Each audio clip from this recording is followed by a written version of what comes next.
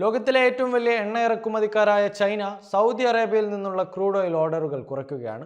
ഓഗസ്റ്റിൽ പ്രതിദിനം 1.65 million barrel എണ്ണ വാങ്ങിയിരുന്ന ചൈന സെപ്റ്റംബറിൽ ഇത് 1.43 ബില്യൺ ബാരലായി കുറയ്ക്കാനാണ് പദ്ധതിയിടുന്നത്. പകരം റഷ്യയിൽ നിന്നുള്ള എണ്ണ ഇറക്കുമതി കുത്തനെ വർദ്ധിപ്പിക്കാനുമാണ് ചൈനയുടെ പദ്ധതി. നിലവിൽ പ്രതിദിനം 2 മില്യൺ ബാരൽ എണ്ണ റഷ്യയിൽ നിന്ന് വാങ്ങുന്ന ചൈന ഈ അളവ് സെപ്റ്റംബറിൽ കൂടുതൽ ഉയർത്താനും ഒരുങ്ങും. ഈ തീരുമാനം സൗദി അറേബ്യയുടെ പൊതുമേഖലാ എണ്ണ കമ്പനിയായ സൗദി അരാംകോക്ക് വലിയ തിരിച്ചടിയായേക്കാം. ഏഷ്യൻ രാജ്യങ്ങളിലേക്കുള്ള ക്രൂഡ് ഓയിലിന്റെ വില ബാരലിന് $3.20 വർദ്ധിപ്പിച്ച പശ്ചാത്തലത്തിൽ ചൈനയുടെ നീക്കം സൗദിയുടെ ഡിമാൻഡ് കുറയുന്നതിനുള്ള ഒരു മുന്നറിയിപ്പ് കൂടെ എന്നുള്ള ചോദ്യം ഉയരുന്നു. അമേരിക്കൻ പ്രസിഡന്റ് ഡൊണാൾഡ് ട്രംപിന്റെ ഉപരോധ ഭീഷണികളും വ്യാപാര തീരുവകളും ചൈനയെ തന്ത്രപരമായ നീക്കത്തിലേക്ക് നയിക്കാൻ പ്രേരണയായിട്ടുണ്ട്. റഷ്യൻ എണ്ണ വാങ്ങുന്നതിന്റെ പേര് പറഞ്ഞ് ഇന്ത്യക്ക് മേൽ 50% ഇറക്കുമതി തീരുവ പ്രഖ്യാപിച്ച ട്രംപ് ചൈനയ്ക്ക് മേൽ 30% തീരുവ നിലനിർത്തുകയും ചെയ്യുന്നുണ്ട്. എന്നാൽ ചൈന 90 ദിവസത്തെ വ്യാപാര ചർച്ചകൾക്ക് സാവകാശം ആവശ്യപ്പെട്ട് ട്രംപിന്റെ ഭീഷണികളോട് തന്ത്രപരമായി പ്രതികരിക്കുകയാണ്. 2021-24 കാലഘട്ടത്തിൽ ചൈന പ്രതിദിനം 24 ലക്ഷം ബാരൽ റഷ്യൻ എണ്ണ വാങ്ങിയപ്പോൾ ഇന്ത്യ 19 ലക്ഷം ബാരൽ വാങ്ങിയിരുന്നു. എന്നിട്ടും ട്രംപിന്റെ വിരട്ടലുകൾ പ്രധാനമായും ഇന്ത്യയെ ലക്ഷ്യം വെച്ചുകൊണ്ടാണ്. ചൈനയുടെ പുതിയ നീക്കം ട്രംപിന്റെ നയങ്ങളോടുള്ള ഒരു വെല്ലുവിളിയായിട്ടും വ്യാഖ്യാനിക്കാവുന്നതാണ്. ചൈനയും റഷ്യയും തമ്മിലുള്ള വ്യാപാരം 2025 പുതിയ ഉയരങ്ങൾ കൈവരിച്ചേക്കാം.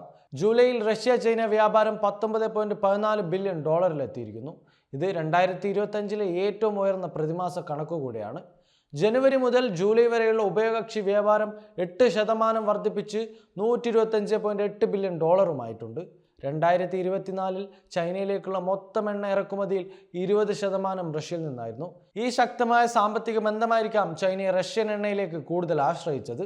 അതേസമയം ട്രംപിന്റെ 50% തീരുവ ഇന്ത്യൻ കയറ്റുമതി മേഖലയ്ക്ക് വലിയ തിരിച്ചടിയുമായിട്ടുണ്ട്. വസ്ത്രം, രത്നങ്ങൾ, ആഭരണങ്ങൾ, രാസവസ്തുക്കൾ തുടങ്ങിയ മേഖലയാണ് കൂടുതൽ ബാധിച്ചിട്ടുള്ളത്. ഇന്ത്യയുടെ മൊത്തം കയറ്റുമതിയിൽ 20% അമേരിക്കയിലേക്കാണ്. ഇത് GDPയുടെ 2% വരും.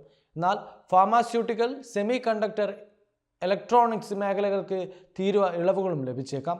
ഇന്ത്യയുടെ പൊതുമേഖലാ എണ്ണ കമ്പനികളായ ഇന്ത്യൻ ഓയിൽ കോർപ്പറേഷൻ, ഭാരത് പെട്രോളിയം, ഹിന്ദുസ്ഥാൻ പെട്രോളിയം, മാംഗ്ലൂർ റിഫൈനറി എന്നിവ റഷ്യൻ എണ്ണ വാങ്ങുന്നതും നിർത്തിയിട്ടുണ്ട്. പകരം സൗദി അറേബ്യ, ഗൾഫ് രാജ്യങ്ങൾ, അമേരിക്ക എന്നിവിടങ്ങളിൽ നിന്നുള്ള എണ്ണ ഇറക്കുമതി വർദ്ധിപ്പിക്കാനും ഇന്ത്യ ശ്രമിക്കുന്നുണ്ട്. എന്തുതന്നെയായാലും ചൈനയുടെ ഈ പുതിയ തന്ത്രം ലോക എണ്ണ വിപണിയിലും ഭൂരാഷ്ട്രീയ ബന്ധങ്ങളിലും വലിയ മാറ്റങ്ങൾക്ക് വഴിയൊരുക്കും. സൗദി അറേബ്യ അമേരിക്കയുമായുള്ള ബന്ധം ശക്തമാക്കാൻ ശ്രമിക്കുമ്പോൾ ചൈന റഷ്യ ബന്ധം കൂടുതൽ ദൃഢമാകുന്നു. ട്രംപിന്റെ തീരുവ നയങ്ങൾ ഇന്ത്യയെ പോലുള്ള രാജ്യങ്ങളെ റഷ്യയിൽ നിന്ന് അകറ്റാൻ ശ്രമിക്കുമ്പോൾ ചൈനയുടെ നിലപാട് അമേരിക്കൻ നയങ്ങൾക്ക് വലിയ വെല്ലുവിളിയാണ്. അതേസമയം റഷ്യ യുക്രൈൻ യുദ്ധവും അനുബന്ധ ഉപരോധങ്ങളും റഷ്യൻ എണ്ണയെ ആശ്രയിക്കുന്ന രാജ്യങ്ങളെ പ്രതിസന്ധിയിലാക്കിയിട്ടുണ്ടെങ്കിലും ചൈനയുടെ പുതിയ തീരുമാനം റഷ്യൻ എണ്ണയ്ക്ക് ഒരു വലിയ വിപണി ഉറപ്പാക്കുകയാണ്. ഇത് റഷ്യൻ സമ്പദ് വ്യവസ്ഥയെ വലിയ രീതിയിൽ പിന്തുണയ്ക്കുകയും ചെയ്യും. ചൈനയുടെ പുതിയ നീക്കം ആഗോള എണ്ണ വിപണിയിലും ഭൂരാഷ്ട്രീയ രംഗത്തും വലിയ ചലനങ്ങൾ സൃഷ്ടിക്കാനൊരുങ്ങുകയാണ്. ട്രംപിന്റെ വ്യാപാര യുദ്ധവും ചൈനയുടെ തന്ത്രപരമായ പ്രതികരണവും ഇന്ത്യയുടെ പ്രതിസന്ധിയും സൗദി അറേബ്യയുടെ വിലനിർണ്ണയ തന്ത്രവും എല്ലാം ചേർന്ന് ലോക സമ്പദ് വ്യവസ്ഥയിൽ പുതിയ അനിശ്ചിതത്വങ്ങൾക്കാണ് വഴിയൊരുങ്ങുന്നത്.